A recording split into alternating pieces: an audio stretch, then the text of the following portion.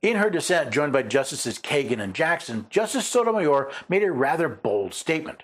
By the majority's telling, the Montgomery County Public School Board has undertaken an intentional campaign to impose upon children a set of values and beliefs that are hostile to their parents' religious principles. The court draws on excerpts from board documents and statements shorn from context that it claims to reflect that intent. The full record reveals a starkly different reality. No, Justice Sotomayor, the full record clearly shows an intent by the board to indoctrinate young children to accept LGBTQ lifestyles as normal. The storybooks similarly convey a normative message on the subject of sex and gender. Many Americans, like the parents in this case, believe that biological sex reflects divine creation, that sex and gender are inseparable, and that children should be encouraged to accept their sex and to live accordingly. The storybooks, however, suggest that it is hurtful and perhaps even hateful to hold the view that gender is inextricably bound with biological sex. That's the claim. But is there any proof brought up in this case? The board suggested that teachers incorporate the new text into the curriculum in the same way that other books are used, namely, to put them on a shelf for students to find on their own, to recommend a book to a student who would enjoy it, to offer the books as an option for literature circles, book clubs, or paired reading groups, or to use them as a read out loud. And as with all curriculum resources, the board voiced its expectation that teachers use the LGBTQ inclusive books as part of instruction. An MCPS official has made clear that teachers cannot elect not to use the LGBTQ inclusive books at all.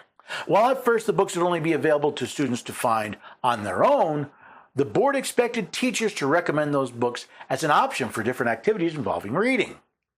However, according to one MCPS official, teachers could not choose not to use them at all. In other words, the teacher had to use these books, but availability was not the only purpose the board had. The board also contemplated that instruction involving the LGBTQ plus inclusive storybooks would include classroom discussion. The board's lawyer stated there will be discussion that ensues. In fact, I think everyone would hope that discussion ensues. In anticipation of such discussion, the board hosted a professional development workshop in the summer of 2022, where it provided teachers with a guidance document suggesting how they might respond to students' inquiries regarding the themes presented in the books. For example, if a student asserts that two men cannot get married, the guidance document encouraged the teacher to respond by saying, when people are adults, they can get married. Two men who love each other can decide if they want to get married. If a student claims that a character can't be a boy if he was born a girl, teachers were encouraged to respond, that comment is hurtful. And if a student asks, what's transgender? It was recommended that teachers explain, when we're born, people make a guess about our gender and label us boy or girl based on our body parts. Sometimes they're right and sometimes they're wrong. The guidance document encouraged teachers to disrupt the either-or thinking of their students. So the board expected these LGBTQ plus inclusive books to be included in classroom discussion all along. So much so that they hosted a workshop to provide guidance on how they were to be used. Just what was that guidance? That two men could get married, which is only true if you think the Supreme Court makes law. Even worse, the board instructed teachers to lie to students that it was hurtful to tell the truth if it contradicts the LGBTQ dogma, and that doctors guess about a baby's gender at birth. The guidance document encouraged teachers to disrupt the students' thinking. In other words, the board clearly wanted the students to think that the truth was a lie, that aberrant behavior is normal. But it wasn't just the students the board was after. At the same workshop, the board also provided teachers with a guidance document that suggested particular responses to inquiries by parents. For example, if a parent were to ask whether the school was attempting to teach a child to reject the values taught at home, teachers were encouraged to respond that teaching about LGBTQ+ is not about making students think a certain way, it is to show that there is no right or normal way to be.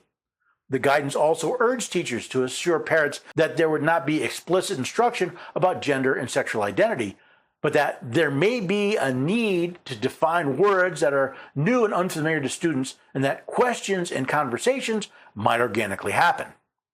If parents were not comforted by that information, teachers could tell them that parents always have the choice to keep their students home while using these texts. However, it will not be an excused absence.